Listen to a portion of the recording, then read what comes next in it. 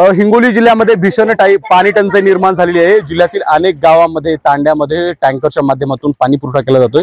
मी सध्या पवार तांडा नावाचं गाव आहे आणि हे टँकर आहे। या ठिकाणी पाणी पुरवठा करण्यासाठी यांना पाणी देण्यासाठी औंढ्यावरनं पाणी घेऊन हे टँकर या ठिकाणी आलेलं आहे आणि हे सगळं चित्र आहे ना, यावरनं जिल्ह्यातल्या पाणी टंचाईची भीषणता आपल्याला निश्चित पाहायला मिळते।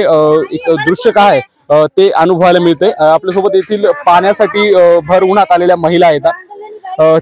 मावशी, कधीपासून पाणी घेण्यासाठी आलेत? किती पाणी मिळते तुम्हाला?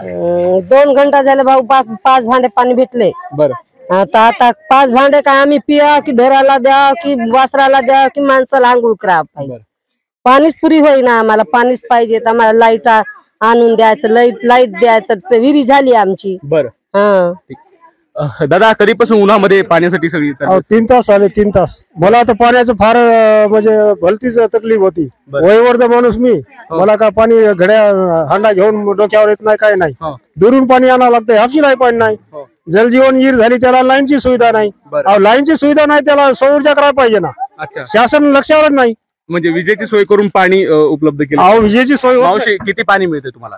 5 भांडे। बरं, 5 भांडे काय लेकरा बा पाजावी की ढोराला पाजावी की आंघोळ करावी, सडा सारवण करावी घरामध्ये, काय करावी? पाणी नाही, काही नाही। बरं, मग हे आंघोळीचं वगैरे काय कसं पाणी लागत? 8 दिवस आंघोळी भेटत नाही या गावामध्ये। या गावामध्ये पाणी नाही, लाईन नाही, काही नाही। पोहाखंडाला काहीच नाही। हा, आम्हाला हिराची सुविधा करून द्या, पाणी लाईटची सुविधा करून द्या। बरसात मध्ये काय टंकर येणार आहे काय? उन्हाळ्यामध्ये उन्हाळा गेले सर्व, 5 महिने गेला, 6 महिन्यात टंकर आलं।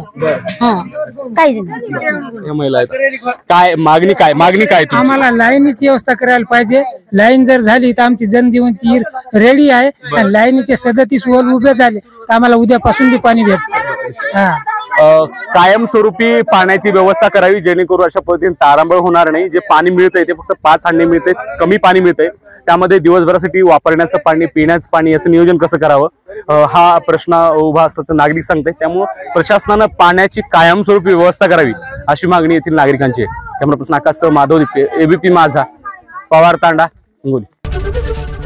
एबीपी माझा, उघडा डोळे बघा नीट।